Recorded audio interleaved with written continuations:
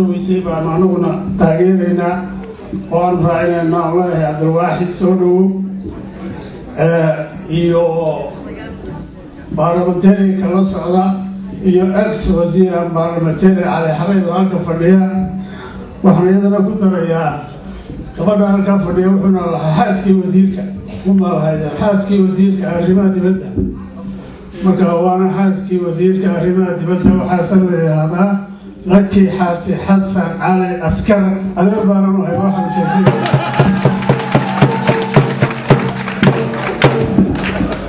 يلا سولو والله هاي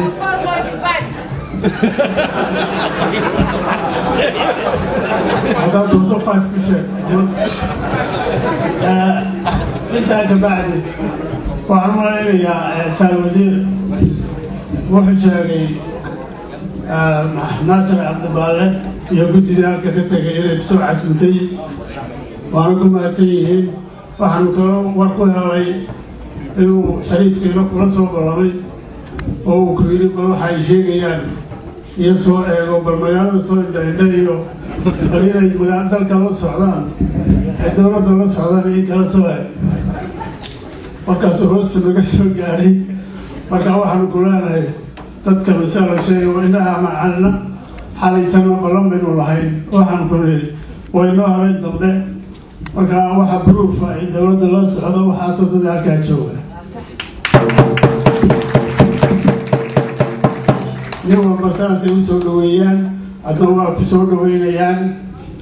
عدد كم دولة بوبا هي تركيني وحبابي وينهم وحويا قبيلة بمكي كل عي هاي درجين كي بمك كل عي نبابي وهو قبيلة كانوا وزير وحنقول شيء إن عدد كم دولة الشغل قبيلة ما كان مات كل بدنا وكسور ماتهم معينين وأي مكر قبيل بين السورة عمي هذا رئيس الدولة وحشة شيء هو يحقق فقهاء ويستلي دار كسرائيل ويستلي إسحاقوي ويستلي هذا وسيط قبيل هذا ما هو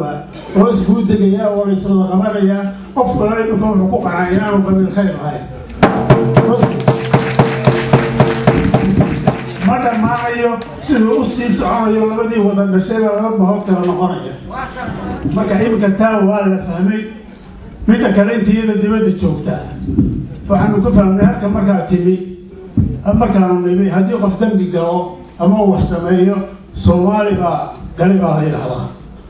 حاجة يجي سوق يعني قبيل كشيء جدي ونقول له يا أنا ما هقول ده this is somebody else قال لي كان سأل هو صومالي بالي أنتوا هو اسمه كايو توي هو هي وحكي شيء جدي قال الرئيسون وهي صومالي بالغوقة هلا هو ده بس كاي حكاية قفوا أنتوا نحن لا ينتظر كل ما يسا أو كل سوتي تبقى كلام مقاطع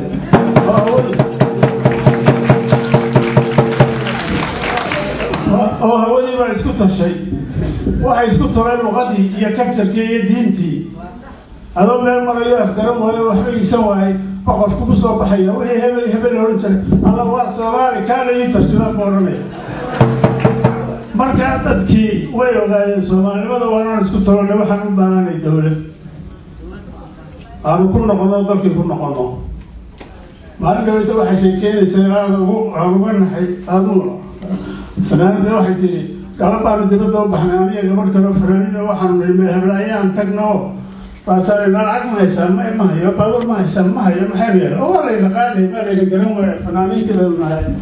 فنان بانو بحني 6 ساعات بانو تاجنا روب بانو برا بانو عيد بانو يجوا هيبتي ومشكلة ويا قلت تبكي لما أنت أصلا قالوا أنا وزارة حنانا كشغل حتى حوالها سكاي تاجي كذا بقى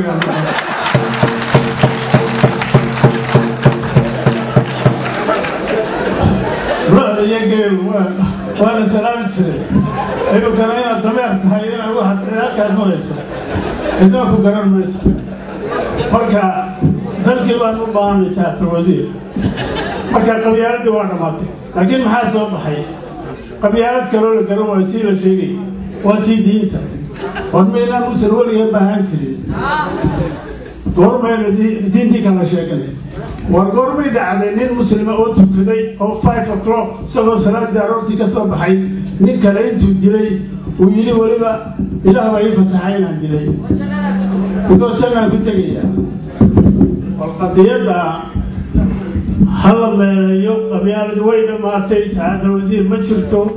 dowladdeena xagga hadday isku haysataan qabiil annagu waxaanu nahnaa wasiirka noo yimaada qoladaada ka wada dhig imika waxaanu ku leedahay reer dili ka dhig maxareexaan ka dhig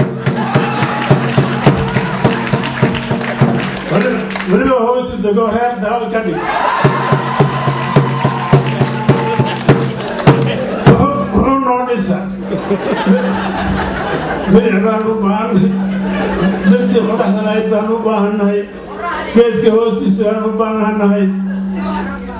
dirtii baan rabnaa markaa sidaa dowladdii naga gaadhsii waan ognahay iminka xaalkeedu waa iska cidhiidhi laakiin dambe rajo beelay waa ognahay inaynaan dhaafin halkii madaxtooyada iyo intiyo amnisom kolna airbortka idin geysa marka idinka soo qaado laakiin dambe rajo beelayna rajaanu ku noolahay dadkii waa diyaar waana la disaboorgaraysan yahay dowlad bay sugayaan ilaahay dowlad hayna siiyo wasalaamu calaykum waraxmatullahi wabarakaatu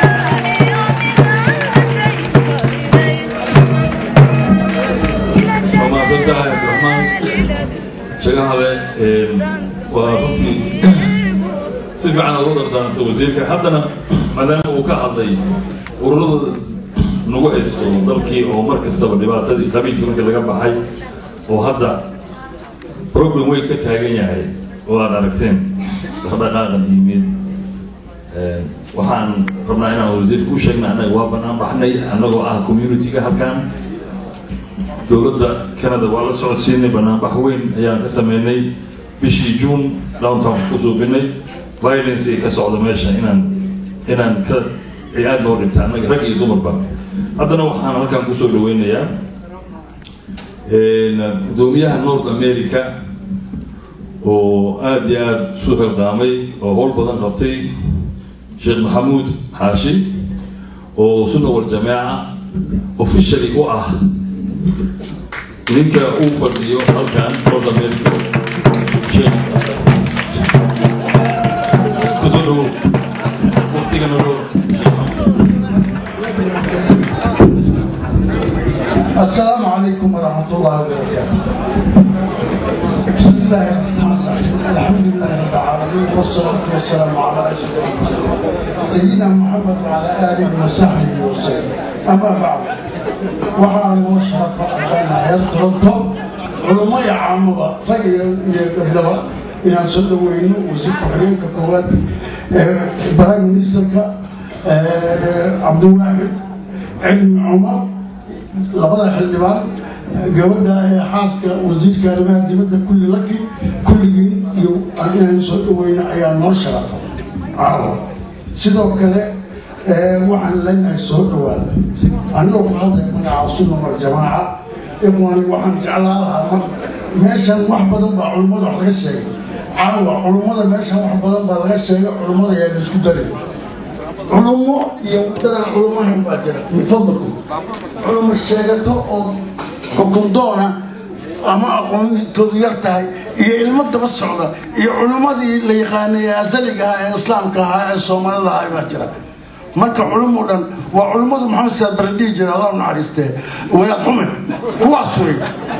ما المنطقة أنها علماء ما ويقومه marka culumadu waa ragii diinteena soo baray aabihii horta isku maydiyay way jiraan raggaas ka socda aduna usuufiya fi Soomaali ahlu sunna wal jamaa waqtiga kasoo guyeeyaa in aan suubinaya ballanqaad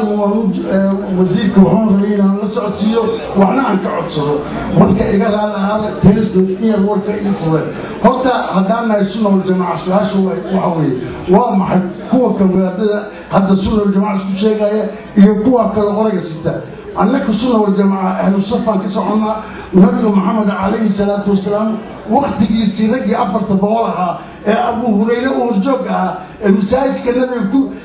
دين تكون برجع الجهات كجلجري رجعس أيا عنك نوع بيس الصفة هو الجماعة أبو هريرة